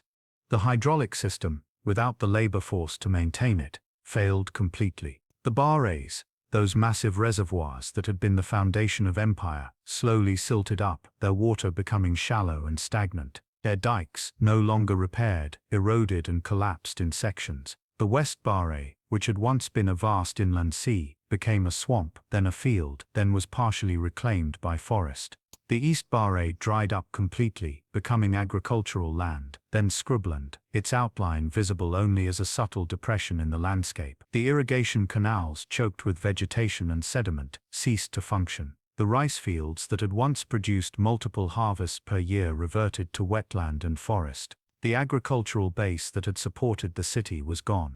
The jungle, which had been held back by constant human activity, by clearing and planting and building, began its slow, patient work of reclamation. Tropical forests are aggressive, opportunistic, capable of growing with astonishing speed when given the chance. Seeds blow in on the wind, drop from birds, are carried by animals. They germinate in the cracks between stones, in the rich soil that accumulates in corners and courtyards. Within years, trees are growing on temple roofs, their roots working into the stones, slowly prying them apart. Vines climb walls, their tendrils finding every crevice, exerting pressure that over decades and centuries can topple even massive structures. The forest is not malicious, not deliberately trying to destroy human creations.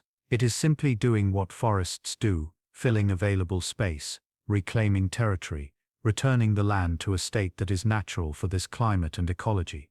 The stone temples, being stone, resisted longer than the wooden city. Angkor Wat, built with such precision and care, remained structurally sound. The towers did not collapse. The galleries remained standing.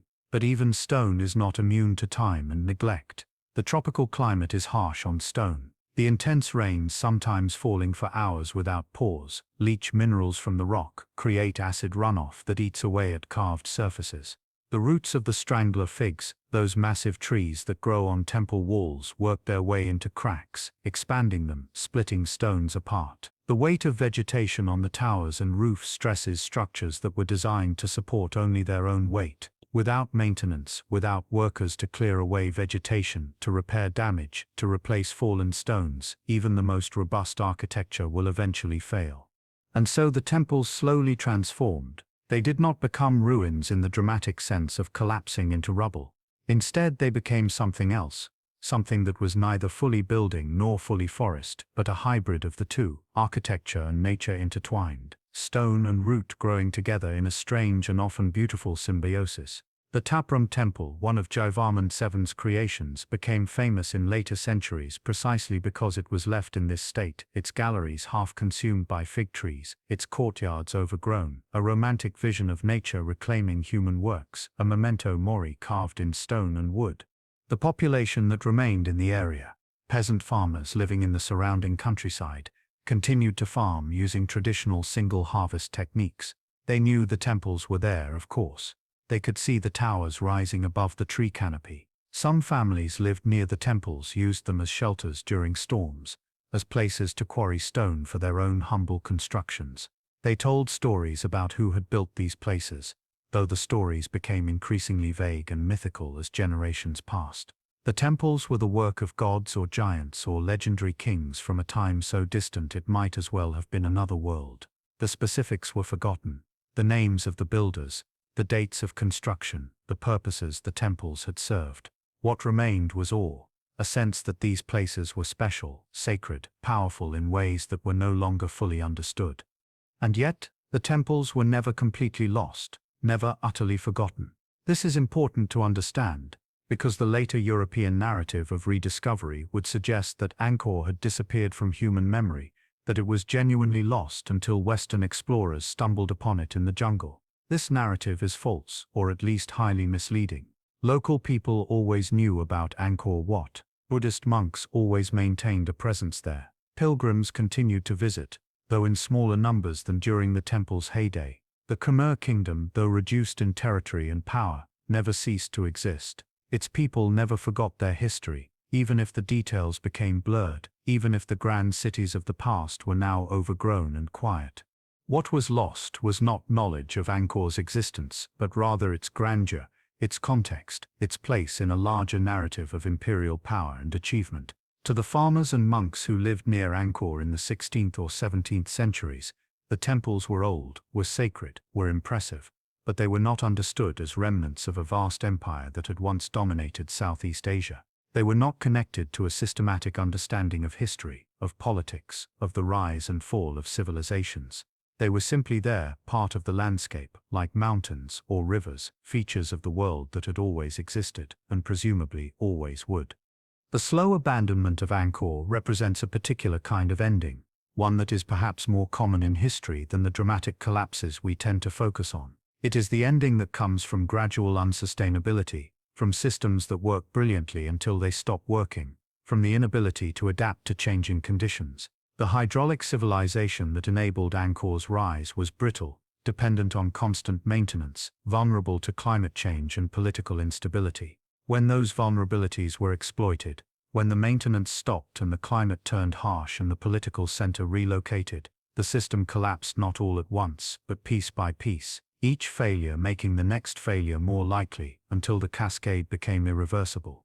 And so the jungle returned, as it always does in that climate, patient and inexorable, weaving itself through the stones, transforming temples into something that was neither ruin nor forest, but a third category, a collaboration between human ambition and natural process, a reminder that nothing human lasts forever, that even our grandest creations are ultimately temporary, that the earth will reclaim what we borrow from it, that the only question is how long the reclamation takes.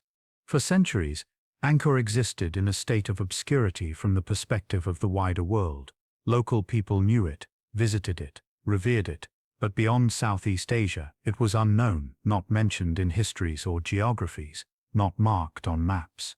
This began to change in the 19th century, when European colonial powers, particularly France, began to establish control over Southeast Asia. French explorers, missionaries and naturalists traveled through Cambodia, and some of them heard stories about ancient ruins in the jungle, temples of enormous size and beauty, hidden away in forests that few Europeans had penetrated. These stories intrigued them, sparked their curiosity, and led some to seek out the temples themselves.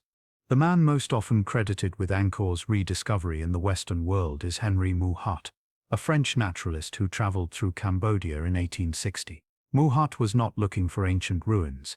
He was collecting specimens, documenting wildlife, pursuing natural history, but local guides told him about the temples and he made a detour to see them. What he found astonished him. He wrote in his journals about Angkor Wat, describing it in language that mixed accurate observation with romantic exaggeration, calling it more grand than anything built by the Greeks or Romans, suggesting it was the work of some ancient Michelangelo. His journals were published posthumously, after he died of fever in Laos, and they created a sensation in Europe. Suddenly people were talking about these lost temples in the jungle, about a forgotten civilization that had built monuments rivaling anything in the classical world. But the narrative of Mouhot discovering Angkor is problematic, and modern scholars are careful to correct it. Mouhot did not discover Angkor in any meaningful sense. The temples had never been lost to the Cambodian people. Buddhist monks had been living at Angkor Wat continuously for centuries. Local villagers knew about the ruins, used them, told stories about them. What Mouhot did was introduce Angkor to a European audience, make it visible to Western science and scholarship, insert it into Western narratives about history and civilization. This is not discovery. It is contact, translation, the bridging of different knowledge systems. To say Mouhot discovered Angkor is to erase the continuous presence and knowledge of Cambodian people, to privilege European ways of knowing over local ways of knowing. Following Mouhot's writers, French colonial authorities began to take an interest in Angkor. Cambodia had become a French protectorate in 1863, and the colonial administration saw potential in the temples, both as sources of national pride for the French colonial project, and as attractions that could draw visitors and attention. French archaeologists began systematic studies of the site. The École Française d'Extrême-Orient, founded in 1898, made Angkor one of its primary focuses. They cleared vegetation, mapped the extent of the temple complexes, attempted to stabilize structures that were in danger of collapse, excavated areas that had been buried, documented the bas-reliefs and inscriptions that covered the walls. This early conservation work was well-intentioned, but sometimes misguided. The archaeologists were working with limited understanding of tropical architecture and climate, and some of their interventions caused more harm than good. They removed trees whose roots were holding stones together, causing collapses. They used inappropriate materials in repairs, concrete and metal, that created new problems. They prioritized what they saw as important, the major temples and the most elaborate bas-reliefs, while allowing lesser structures to collapse completely. And they approached the site with colonial assumptions, viewing it as a relic of a dead civilization rather than as a living part of Cambodian culture, something that still had meaning and use for Cambodian people. But despite these problems, the French work did preserve knowledge that would otherwise have been lost. They photographed the temples extensively, creating a record of their condition in the early 20th century. They translated inscriptions, reconstructing the history of the Khmer kings, understanding the chronology of construction, connecting the temples to specific rulers and periods. They created detailed maps and plans, showing the extent of the urban area, the hydraulic system, the road networks. They collected artifacts, statues and pottery, and jewelry, preserving them in museums. This work laid the foundation for all subsequent scholarship, providing baseline data that continues to inform research today. The temples, once French archaeologists had cleared away much of the vegetation and made them accessible, became tourist destinations. European and Asian visitors began to arrive, first in small numbers, then in growing streams. They came to see the famous ruins, to experience the romance of a lost civilization, to photograph the interplay of stone and tree that seemed to embody some profound truth about the relationship between human creation and natural process. The Cambodian government, both under French rule and after independence, saw tourism as a source of revenue and prestige, and worked to develop infrastructure around Angkor, building roads, hotels, visitor centers. But the 20th century was not kind to Cambodia. The country was caught up in the violence of decolonization, of regional conflicts, of the Cold War. In the 1970s, Cambodia descended into the nightmare of the Khmer Rouge regime, a radical communist government that attempted to destroy all vestiges of traditional Cambodian culture, that emptied the cities, that murdered intellectuals and artists and anyone associated with the old regime. Angkor, as a symbol of Cambodia's glorious past, was ironically spared the worst of the destruction. The Khmer Rouge left the temples largely intact, though they used them for military purposes, stored weapons in the galleries, stationed troops in the courtyards. But they murdered archaeologists, destroyed records, scattered collections. The work of decades was undone in just a few years. When the Khmer Rouge were finally driven from power in 1979, Cambodia was left devastated, its population traumatized, its infrastructure destroyed, its cultural institutions in ruins. The temples at Angkor had survived, but they had suffered from neglect during the years of war and chaos. Vegetation had grown back, structures had deteriorated, some areas had been damaged by fighting or by looting. International efforts to preserve and restore Angkor began in the 1980s and 1990s, involving UNESCO, multiple national governments and teams of archaeologists and conservators from around the world. These efforts continue today, representing one of the largest and most complex heritage preservation projects in the world.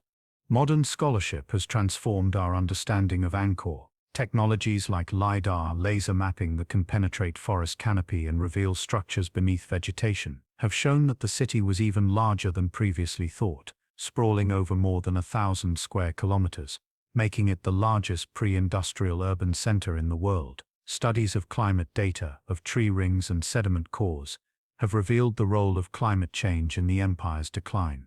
Archaeological excavations have uncovered evidence of daily life, of markets and workshops and houses, filling in details that the inscriptions and bas-reliefs do not provide. We now understand that Angkor was not just a religious center but a fully functioning city, that the hydraulic system was even more sophisticated than earlier scholars realized, that the decline was gradual and complex rather than sudden and catastrophic. Tourism to Angkor has exploded in the 21st century. Millions of visitors come each year, drawn by the temple's beauty, their mystery, their status as one of the wonders of the world. This creates both opportunities and challenges. The revenue supports Cambodia's economy, funds conservation work, provides livelihoods for local people. But the sheer number of visitors stresses the site, wears down stones that people walk on, creates problems with trash and infrastructure, risks turning the temples into theme parks rather than sacred spaces. Managing this tension, preserving Angkor while making it accessible, respecting its religious significance while accommodating secular tourism, these are ongoing challenges without easy solutions. The story of Angkor's rediscovery is ultimately a story about perspective, about whose knowledge counts, about how history is written and remembered. To Europeans in the 19th century, Angkor was lost and needed to be discovered. To Cambodians, it had never been lost, had always been part of their landscape and their identity, even if its grand imperial past was dimly remembered. The temple's meaning has shifted over time, from functioning religious centers to symbols of empire to overgrown ruins to restored monuments to tourist destinations. Each era has approached Angkor differently, has seen different things in the stones, has told different stories about what the temples mean and why they matter. All of these perspectives have some validity, capture some truth about this place that has survived so much, that continues to inspire awe and wonder nearly 1,000 years after its construction. What does Angkor mean, finally? What lessons can we draw from its story, from its rise and glory and slow fade into the jungle? These are not simple questions, and any answers we offer must be tentative, must acknowledge the complexity of history and the dangers of drawing too neat conclusions from the past. But there are themes that emerge, patterns that seem relevant not just to understanding this particular place, but to understanding how human civilizations work, how they succeed and fail, how they relate to their environments and to each other. Angkor represents, first and foremost, human ambition on a grand scale. The Temple of Angkor Wat is not necessary in any functional sense. It does not house people, does not store grain, does not defend against enemies. It is pure expression, a statement carved in millions of tons of stone, declaring that humans can build mountains, can create beauty that rivals nature, can reach toward the divine through the work of their hands. This ambition is admirable, inspiring, evidence of what human beings are capable of when they organize themselves and commit to a vision. But it also comes at a cost, requires resources and labor that might have been used for other purposes, requires a social organization that can mobilize those resources, often through coercion or exploitation. The story of Angkor is also a story about the relationship between civilization and environment. The Khmer did not simply adapt to their environment. They transformed it, radically and on a massive scale. They built a hydraulic system that turned unpredictable monsoons into reliable agricultural surplus. This was a triumph of engineering, of human ingenuity, of the ability to impose order on chaos. But it was also brittle, vulnerable to disruption. When the system failed, when climate change or political instability or simple neglect prevented maintenance, the collapse was not gradual but cascading. Each failure made the next failure more likely, and the whole structure came apart. This suggests something about the dangers of complex systems, about how the same mechanisms that enable great achievements can also create great vulnerabilities. There is also a lesson here about sustainability, though we must be careful not to impose modern concepts too simplistically on past situations. The Khmer Empire lasted for 6 centuries, which by most measures is a successful run. Many civilizations have lasted far less time. But it did not last forever, and its decline was connected to environmental factors, to the overuse of resources, to the inability to adapt when conditions changed. The hydraulic system that enabled Angkor's rise also locked the empire into a particular mode of existence, made it dependent on specific climate patterns, specific resources, specific forms of social organization. When those things changed, the empire could not adapt quickly enough, and it failed. The temples themselves, still standing after so many centuries, are monuments to impermanence as much as to permanence. They were built to last forever, to be eternal homes for the gods, to ensure that the names of the kings who built them would echo through time, and in a sense they have succeeded. We still speak the names of Suryavarman and Jayavarman, still admire their achievements, still stand in awe before the stones they commanded to be carved and stacked. But the empire is gone, the religion for which the temples were built has largely been replaced, the purposes the temples served have been forgotten or transformed. What remains is stone, beautiful and impressive, but divorced from its original context, interpreted and reinterpreted by each new generation according to their own needs and understandings. Walking through Angkor today, you are walking through multiple layers of time. There are the stones themselves, carved in the 12th century, still showing the marks of the chisels that shaped them.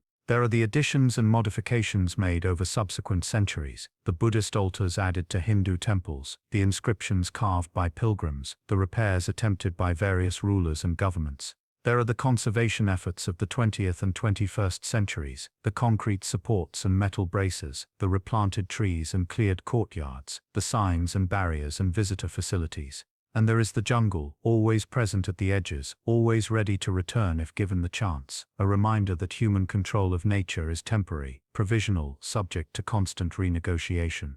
The interplay between the stone temples and the encroaching jungle has become iconic, a symbol recognized around the world.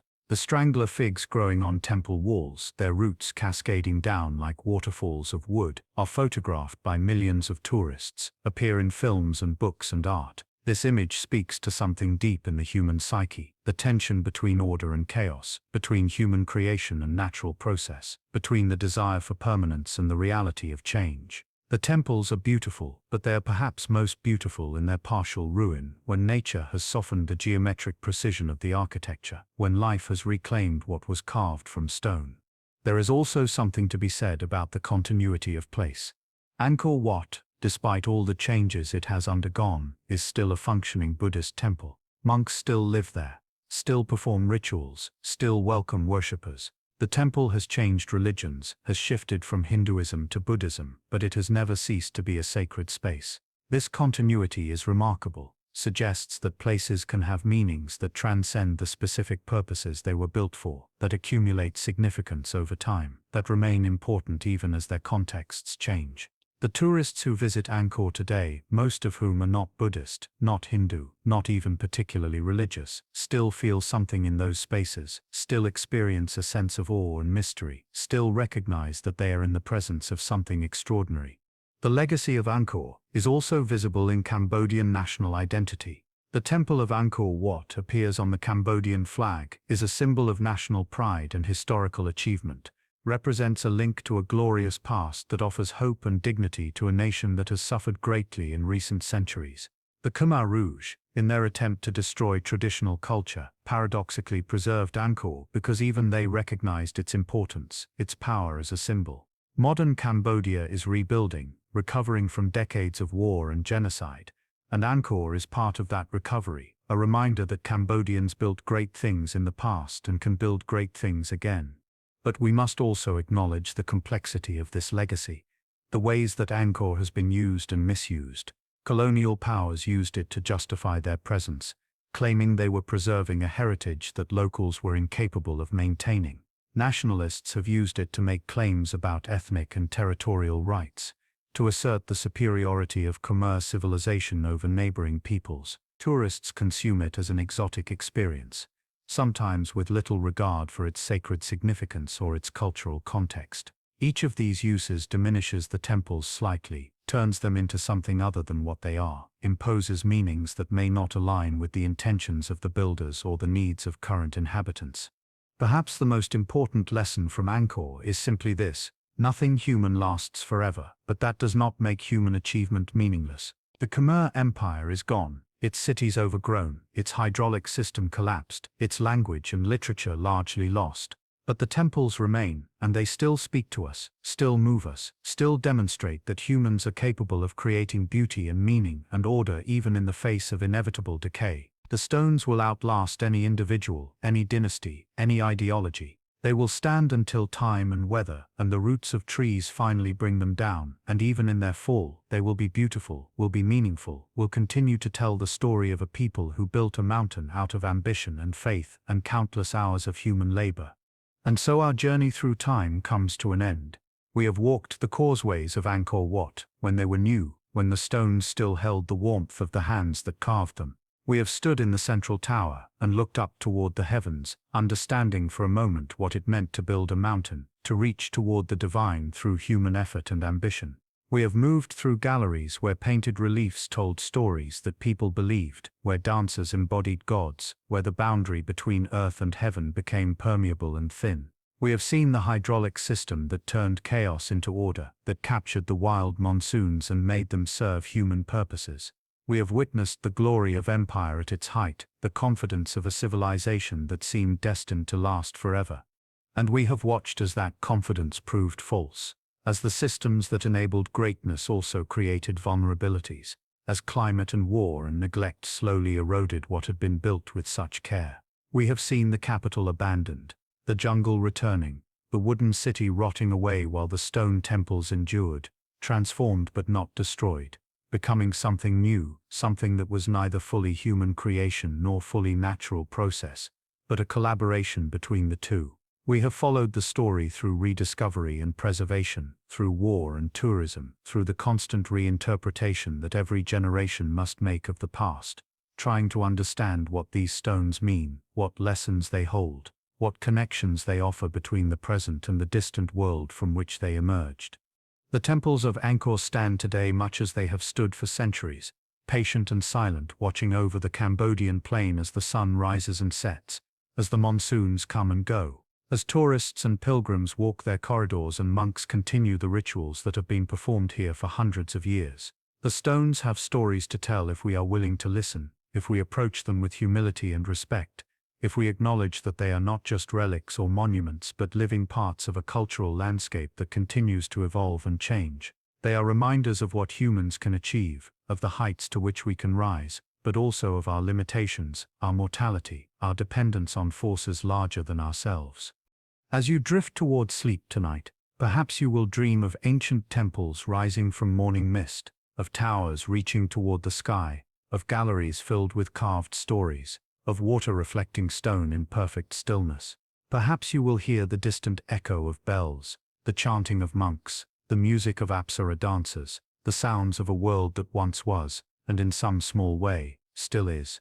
The past is not truly past, not as long as these stones stand, not as long as we remember, not as long as we tell and retell the stories of those who came before us, who built and dreamed and hoped and feared just as we do now. Thank you for joining me on this journey through the ages. Our story of Angkor fades now, like morning mist burning away in the tropical sun. But the echoes remain, reverberating through time, connecting us to a world that was different from ours in so many ways yet familiar in its fundamental humanity. Until our next exploration of history's hidden places, rest well, dream of distant times and vanished empires. And remember that every ending is also a beginning, that what falls returns to the earth to nourish new growth, that the jungle and the stone will dance together as long as this world endures. Sleep peacefully and know that the past, though gone, is never truly lost. Good night.